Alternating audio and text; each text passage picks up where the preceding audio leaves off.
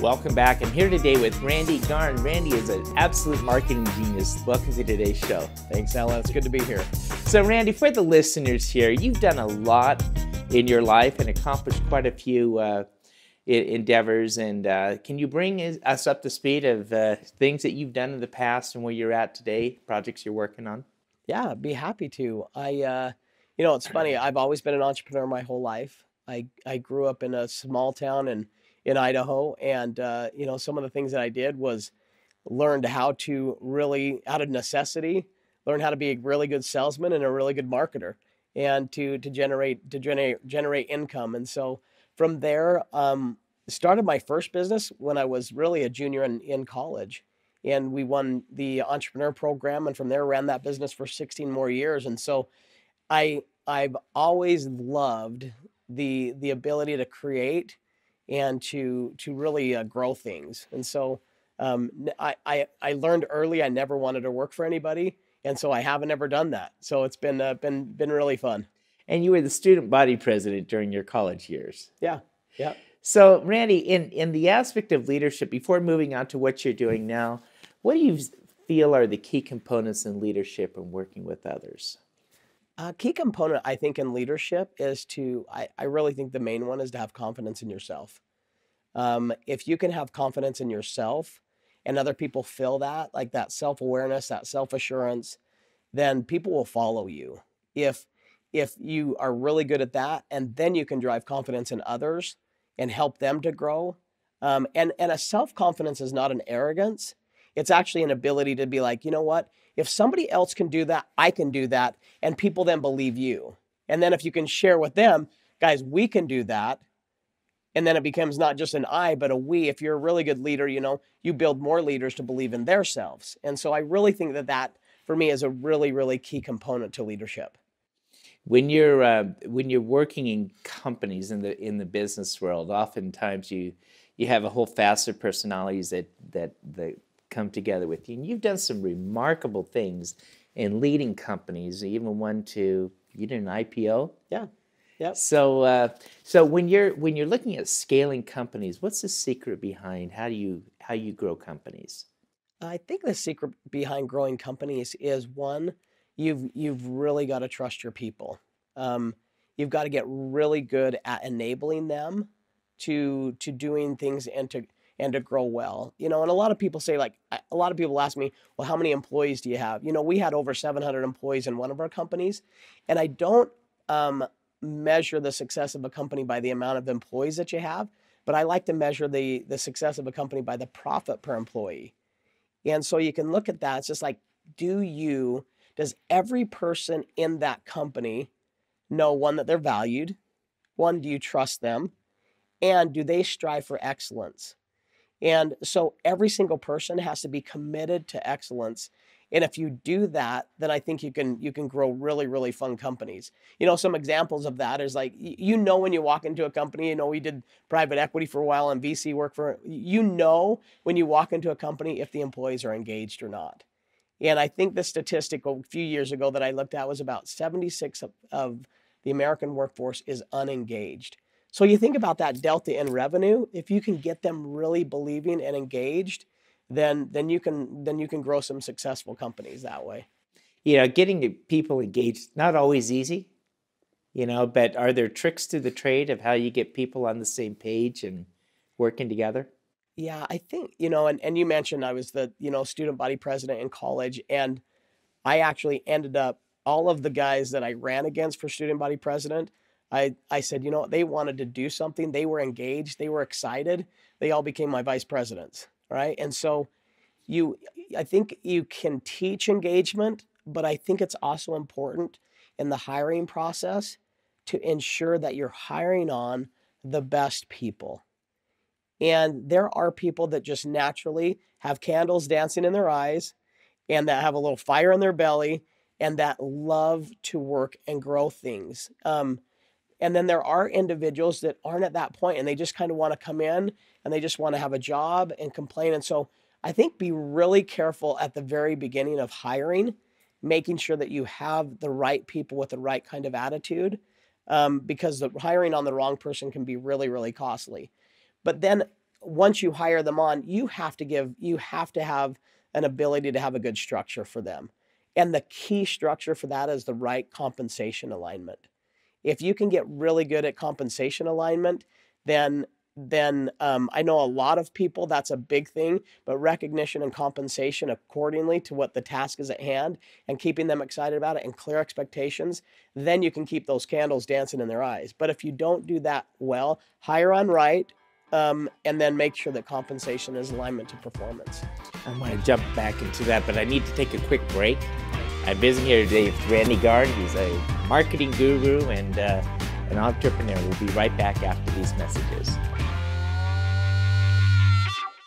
Grandpa, can we do chemistry?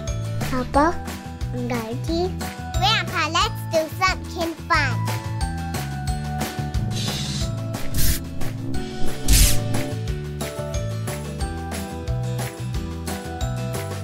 We'll help you stay organized so you can focus on what really matters in life. Give us a call today and see how we can help you start saving taxes.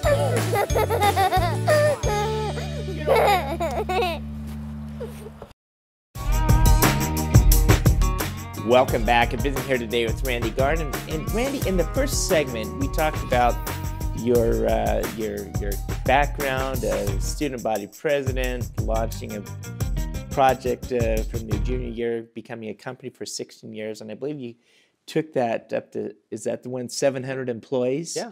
And so there's a lot of wealth of experience early on in your career.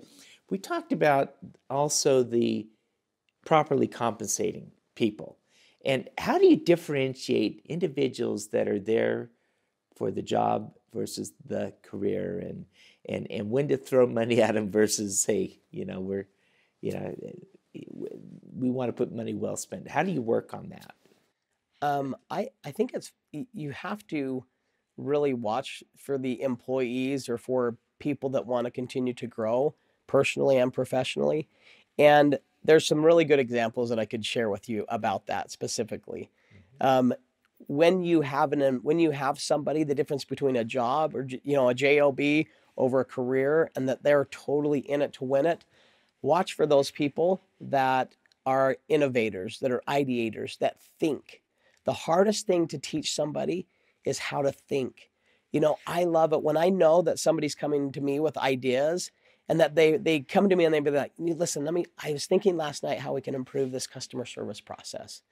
I was thinking about how I could get raving fans. Let me show you a plan that I've come up with. I'm like, aha, this guy is in it.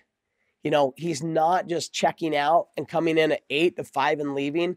There are people that all of a sudden it's like 5 minutes to whatever time you leave, they're already packed up and they're gone. They're gone mentally and all that.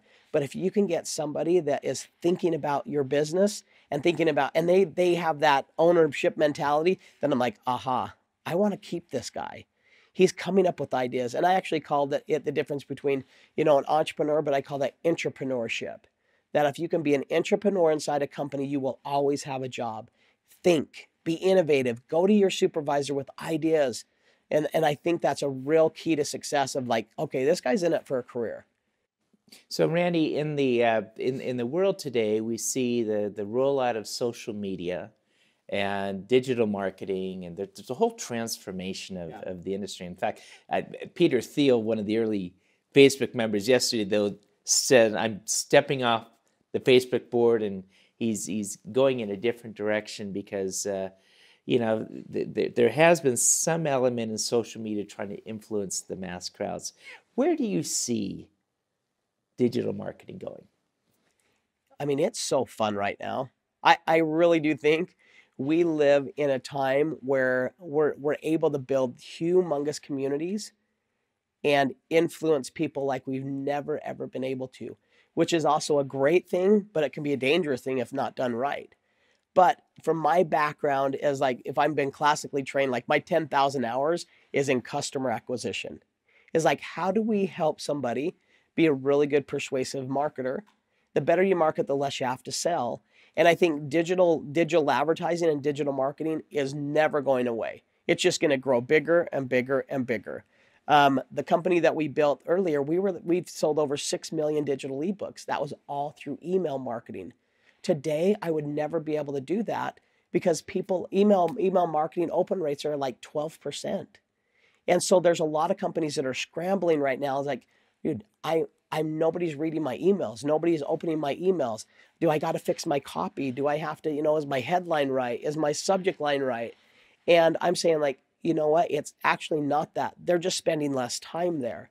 So we're actually investing in developing digital marketing companies. Is some of the ones that we're working on. Like Scipio is a text mobile marketing company. The most intimate way we've moved the first screen is actually our cell phones now. Where first screen 8 years ago used to be the television. Okay, Scipio, your current project.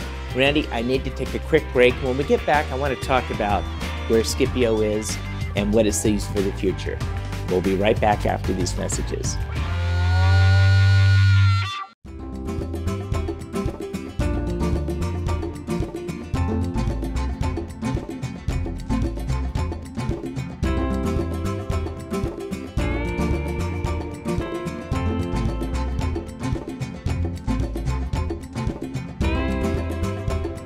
Since you can't take your wealth with you, spend time with your family.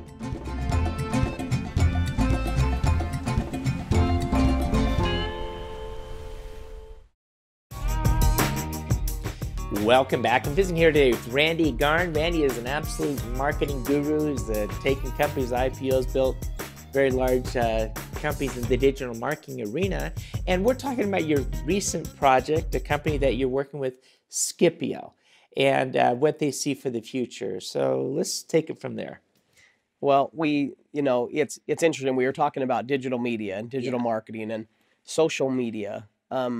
What's happening right now is a lot of people are having huge success with, Facebook, Google, with Instagram, and you see these experts and influencers that are being able to build huge communities. I want to just take a side note though, because I think one of the icons of Silicon Valley, Peter Thiel, who's done a lot of companies, one of the early founders of on the board of Facebook, he recently resigned for the board of Facebook, says, I'm pulling up out of Silicon Valley. And it all had to do with the fact that he was a supporter of Donald Trump.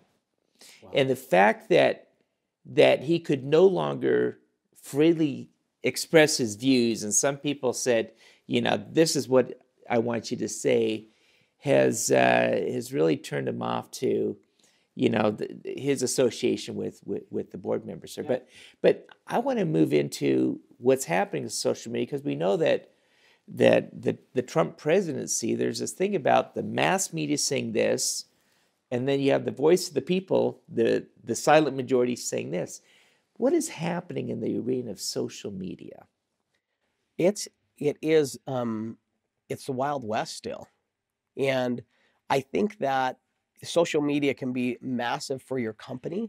A lot of people are thinking social media is just personal, but companies that are really, really striving and succeeding are being able to get eyeballs and impressions through social media.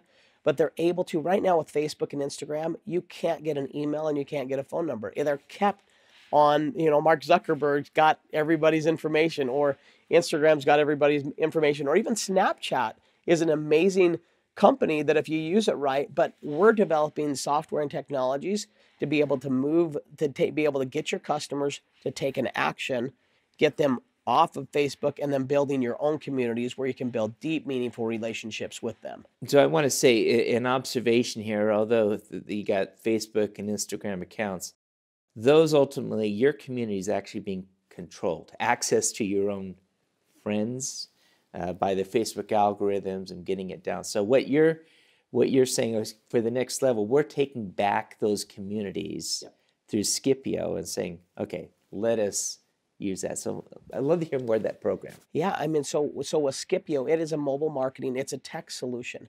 If you think about it, where are we communicating? I maybe look at my emails twice a day. And I know that as I talk to other professionals, like email has become very laborious, where text messaging, how do you and I communicate? It's actually been through text messaging. And then to schedule this, you send, here are more details. I sent you an email. Here are more details of what we're going to be covering, right? And so that quick communication, people are getting faster at communicating.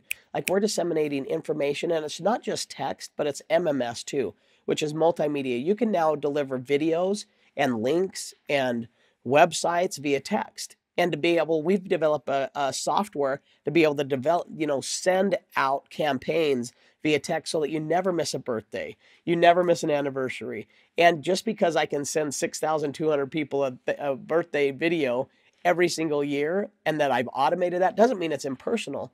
I've just taken that and made that my own personal network. That's even deeper than being on a social media site. And I think you need to do both. You have to do, it's multidimensional. It's not one or the other.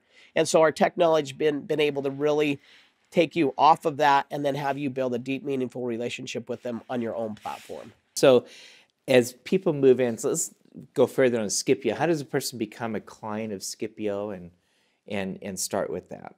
Yeah, so it's really easy. There's ways to be able to do it because the email is getting worse,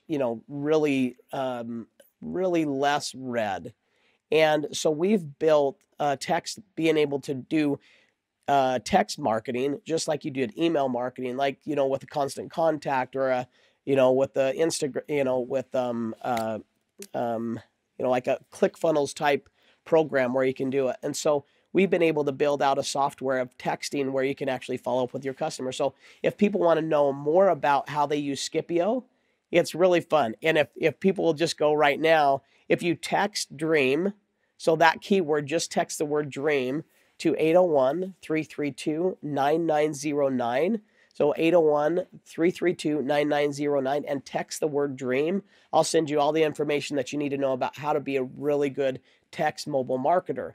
And so you'll be able to find out everything you can about Scipio. And then the process. So they assign to an advisor such as yourself, and then people say, "What are you trying to accomplish?" And a whole program be rolled out. Then. Yep, yeah. We have a whole team of people that will help you to be able to implement it in your business and in your personal life too. So it's a really great tool. So Randy, where do you see 5 years from now this whole industry of digital marketing going? I think that digital marketing really is I love the term connection management, and so we've got to be really good. If you want to be an influencer, and there's a big difference between an influencer and an expert. If you want to be an expert at something, then you have to be able to have the confidence to do that. But you have to be able to communicate. You have to be a really good communicator. And I think you have to be really good at being able to manage all those tools. But Facebook will only let you have so many followers, right? So they're constraining you, where I'm building something where you don't have to have those constraints. And yet it's very, very personal.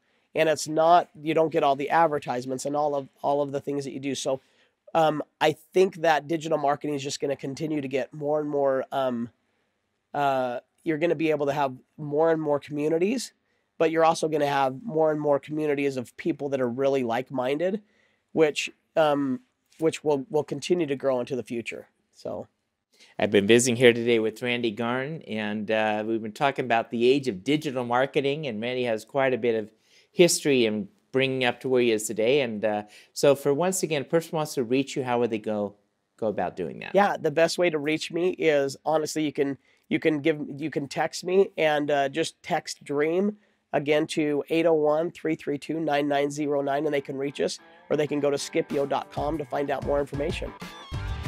Thanks, Randy, for being on today's show, and we'll be right back after these messages.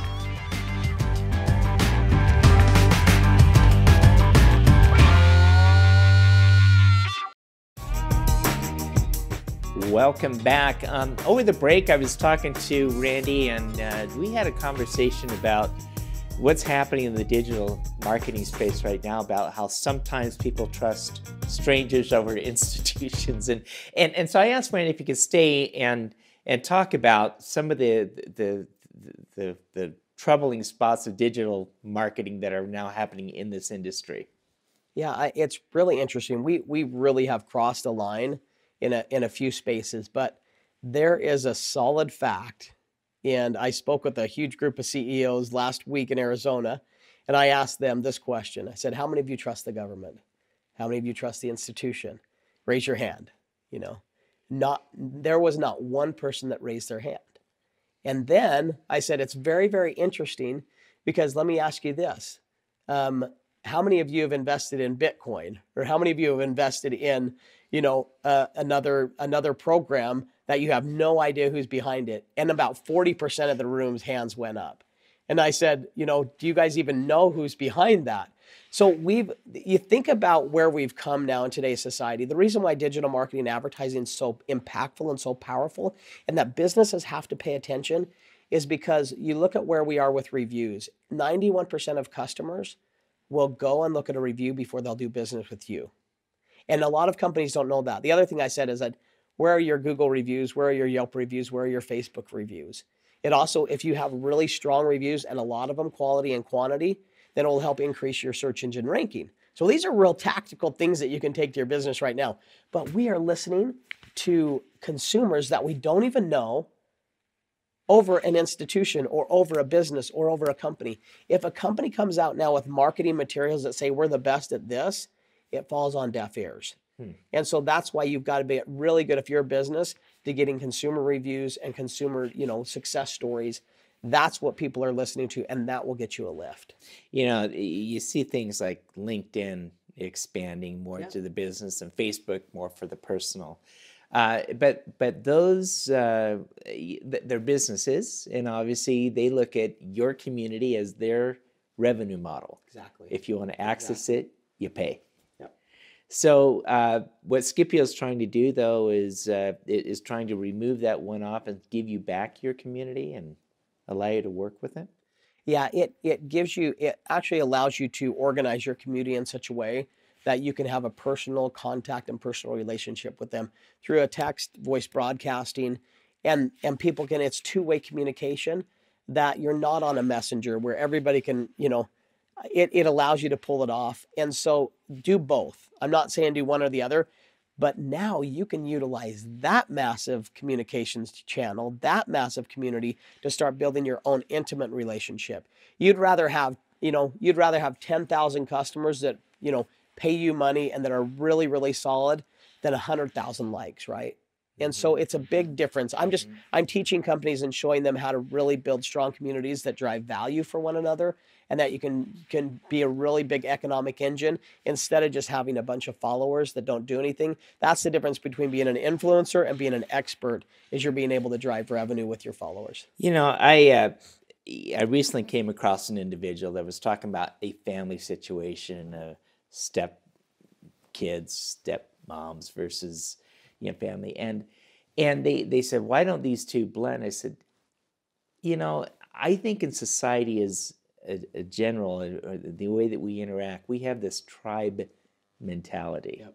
And so when you talk about the expert versus the influencer, it falls more towards the tribe that you're able to connect with that group.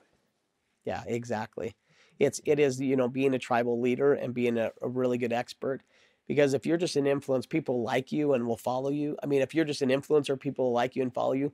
But if you're an expert, then you're the top of your game. You're the top of your field. And so that way you'll increase, your speaking fees, you'll increase your viewership, your leadership, and be like, hey, he's a leader in what he does. He's the real expert in this.